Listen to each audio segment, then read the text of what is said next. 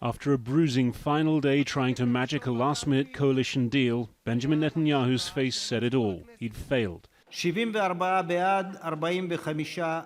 Israeli parliament, at Netanyahu's urging, voted to dissolve itself and take Israel into an unprecedented second election in the same year.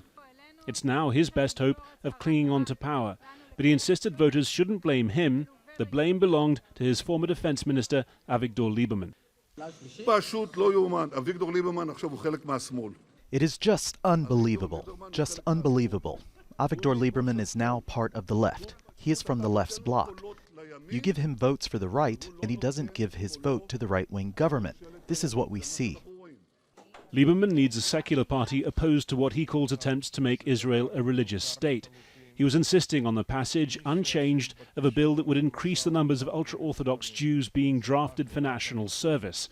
The ultra-Orthodox parties, also a key part of any right-wing coalition, want the law softened.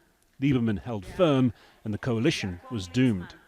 The Likud has failed in this task to form a coalition, to form a government. Together with their turn to the ultra-Orthodox, they bear full responsibility to the fact that Israel is now going back, once again, to an election. Failure to form a coalition would usually put the question back in the hands of the Israeli president. He would then select a member of the Knesset, in all likelihood a different one, and give that person the chance to form a government. But these aren't normal times. Benjamin Netanyahu is facing pending indictments in 3 separate corruption cases. In order to give him the best chance of fighting that off, only the top job will do.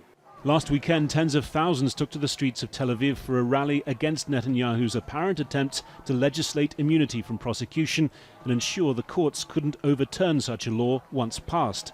With his first indictment hearing due in October, even if he wins the September election and manages to form a government, any hopes of ensuring immunity will be seriously dented. It might make it harder for him, but he has capabilities, very strong power, high political capabilities, so it's not his last word for sure. He will try to maneuver. Opposition leader Benny Gantz says the elections are all about Netanyahu's bid to survive prosecution. This is all happening for only 2 words. Only 2 words. Legal fortress. There is no other reason here. Gantz was mocked for declaring victory early on election night in April, but now it's clear Netanyahu's own celebrations were premature. The fight he thought he'd won 7 weeks ago has months left to run.